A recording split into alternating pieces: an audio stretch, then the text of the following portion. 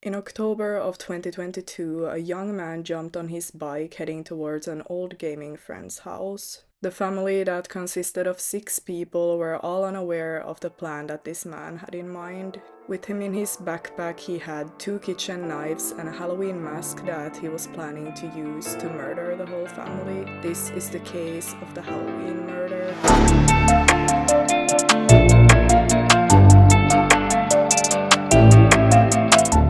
So hello everyone and welcome to my channel. My name is Elin and on this channel I cover true crime cases that have occurred in the Nordic countries. The only content warnings for this video are mental problems and suicidal thoughts, so if that's something that you don't want to watch, then I suggest you click out of this video right now.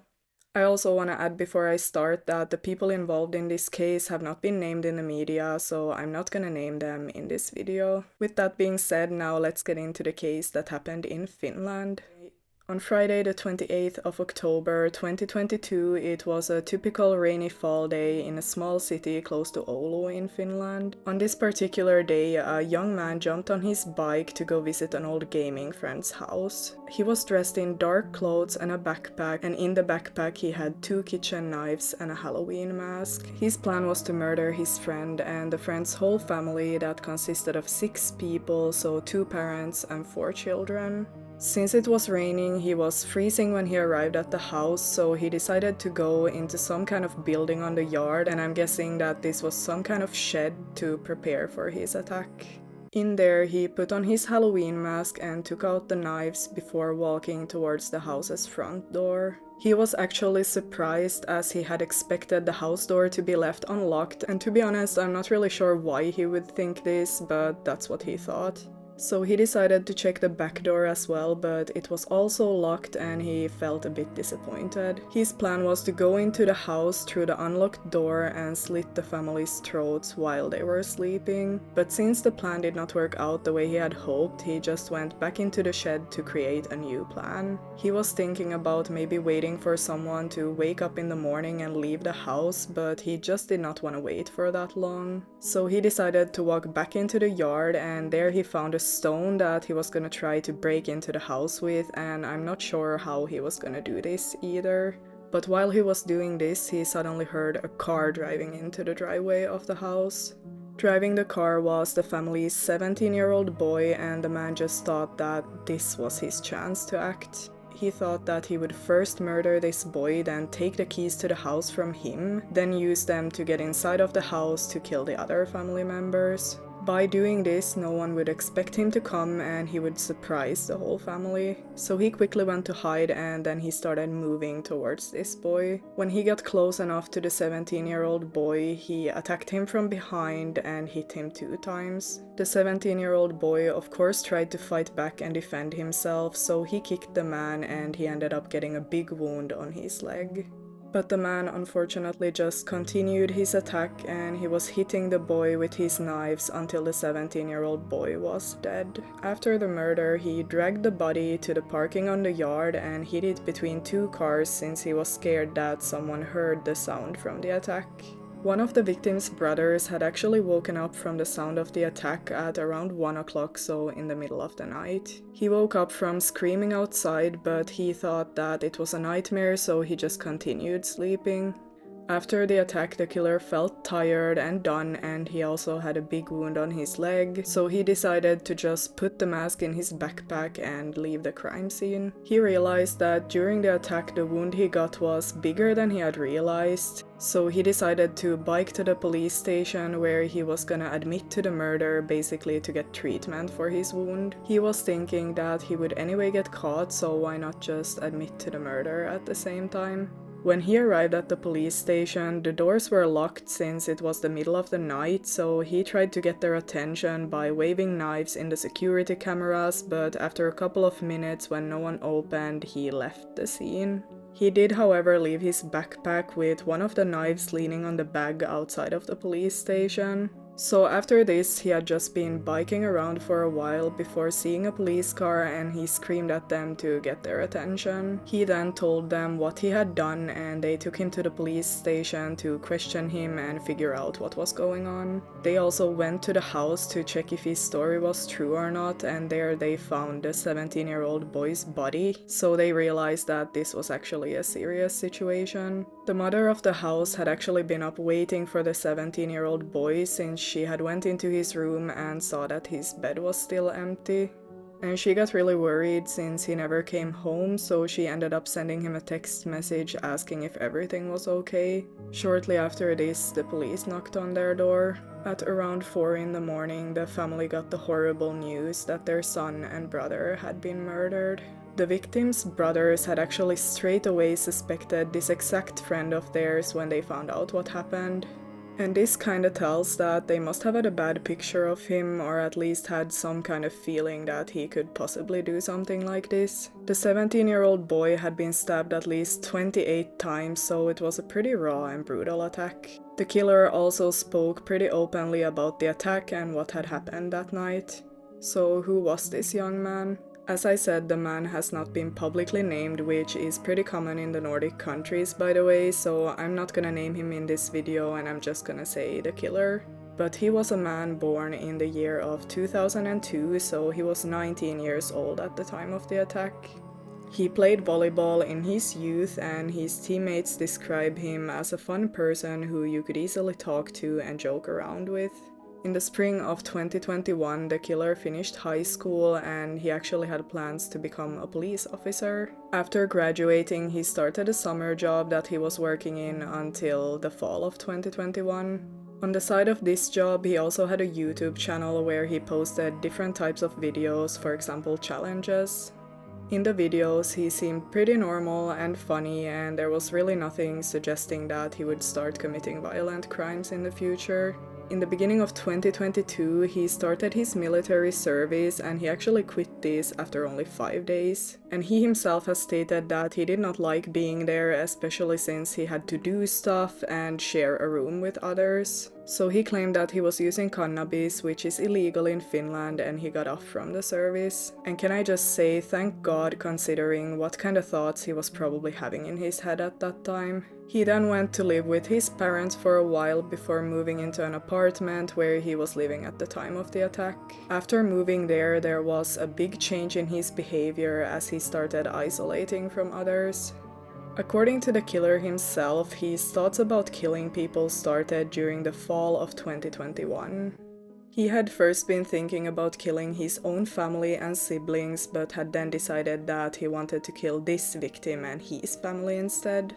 And I always think about people who kill their own families or have thoughts about killing their own families. There's just something very unnatural and cruel about that. I mean, normally it's the opposite, that those are the people that you want to protect, so what has gone wrong in your head if you start thinking about hurting them or even having murderous thoughts about them?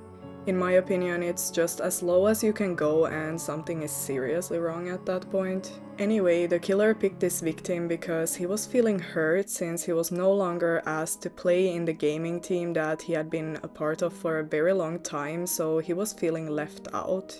He was also having thoughts about killing basically anyone that he got angry at. So I mean, it's already clear that he had no way of handling his own negative emotions and he just flew into some kind of rage whenever he did not get his own way. The killer actually knew the victim since middle school, since they had been in the same class and also in the same gaming team, as I said.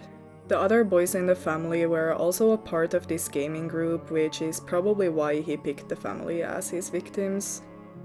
The boys in the family saw him as a fun gaming friend and they would often make jokes with him, but after he moved into his own apartment, his behavior changed as he became very quiet and would sometimes not even say a word during their games. One of the boys had one time accidentally put on his headphones and then he heard that the killer was crying, so I'm guessing that he had his own microphone left on. In 2021, the killer had sent 1,000 euros to the 17-year-old's bank account and the message with it said, "Have a good life." The victim talked to his parents and decided to pay back the money, but he was starting to get really worried for his friend. When the boys in the family tried to talk to the killer about his well-being, he said that if they came to visit him, he would jump off the balcony. So clearly he was not doing well mentally and was starting to have suicidal behavior. In the summer of 2022, the killer wanted to go back to the same summer job that he had the year before, but he did not get it, so he ended up just being home and not really seeing anyone the whole summer. Even his contact to his own mother was only through text, and he would just be at home playing computer games all day. He started thinking about hurting himself, and he went up to the roof to his own apartment building to jump off from it. He also had a knife with him since he wanted to kill someone if they passed him on the way to the roof, but luckily nobody came. But he ended up not jumping, and eventually the police came, and he then ended up in a psychiatric facility. From this, he was soon moved to a psychiatric hospital, but this was voluntary, so he could leave at any point, and he actually stayed there for about 2 months. In this facility, he was treated, he talked to psychiatrists and psychologists, and got medication for depression. According to the prosecution in the trial, he had not talked about killing anyone with the psychologists there, but according to his own defense, he had been openly speaking about it, so we don't really know what is correct, and I'm also unsure what the workers themselves state about this. Even if he got his treatment, his dark thoughts did not change, and during the fall they actually became worse. He was spending most of his time watching all of the Halloween movies, and there are many where Michael Myers, the serial killer, is killing his victims in blue clothes and a Halloween mask. The killer himself has stated, "The movies inspired me to kill. I admired the main character, Michael Myers." He even started walking the same way as this character, and this was something that the hospital staff had noted, as they said that he was walking like a robot. So it's clear that this fictional serial killer was his big inspiration in life. About a month and a half before the murder, he started planning his attack. He ordered the Halloween mask from Amazon and bought a knife from a local store. He had picked the Halloween clothing for 2 reasons. First of all, he just adored this serial killer series and wanted to do something similar to this. And secondly, he wanted the victims to feel as scared as possible before their murders. He decided to kill the whole family because, and I quote, "I just wanted to kill, so I thought why not kill as many people as possible since the sentence does not change anyway." In the beginning, he was planning to kill this family on the Halloween evening, but he decided to do it 2 days earlier as he, in his own words, just could not wait any longer. So he ended up committing the murder on the 28th of October instead. The trial towards the killer started in the beginning of this year, since this is a recent case and it actually happened in the end of last year. The prosecutor wanted life in prison for 1 murder and 5 murder attempts, and the victim's parents wanted him to pay 20,000 euros for the damages for each person in their family. The killer himself claimed that this was not a murder but manslaughter, since it was not very raw, and also denied the attempted murder of the rest of the family. He also tried to put the blame on the workers in the mental hospital, since he had told them about his desires, but they did not help him. Which, come on, these people were only there to help you, and it's very delusional and almost arrogant to try to blame them for the murder that you committed. The killer has later stated that the murder felt good even while getting treatment after the attack, which says a lot. I think he really just wanted to kill and thought that this would be something cool to do. He does not regret what he did, and he still stated this in the trial. The killer was ordered to have a mental evaluation, and according to this, he was not criminally responsible and did not understand what he was doing. So in the end, he was deemed guilty of murder and 5 murder attempts, but he was however not sentenced to life in prison and instead involuntary treatment in a mental institution. Which means that we don't know how long he's gonna be in treatment and if he's ever gonna get out. And of course, it bothers me that I can't access this evaluation because I would just love to know the reasons for why he was not criminally responsible, but I can't comment on that right now. To me, it just really seemed like he didn't care at all, but at the same time, it's clear that he was mentally suffering, so I'm pretty torn, but I'm sure that there are things that have not been released to the public. In the end, I feel like nothing could have been done to prevent this. I mean, he was getting treatment and he was still having these evil thoughts, so I think he would have done it regardless.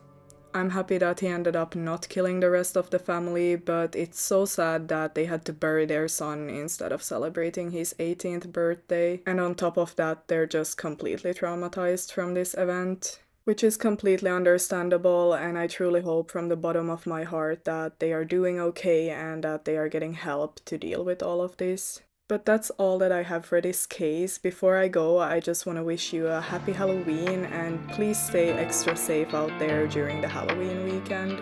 Thank you so much for watching and goodbye everyone.